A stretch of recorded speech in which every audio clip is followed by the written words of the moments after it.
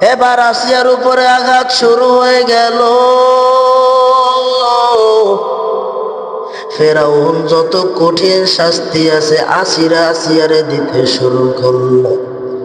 আসিয়া যত কষ্ট পায় আর চোখের পানি ছাড়িয়া কান্না করে আর আসমানের দিকে তাকায়। আসিয়ারে আঘাত করতেছে। আসিয়া একবার আসমানের দিকে তাকায়,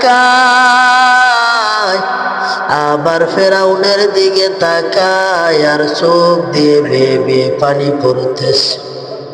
ওদিকে রাস্তার পাশ দিয়ে জামানার নবী মূসা, রাস্তার পাশ দিয়ে জামানার নবী মূসা হাঁটিয়া যাইতেছে। আসিয়া ডাক দিয়া বলে, গো নবী মূসা, আল্লাহরে পাওয়ার আশা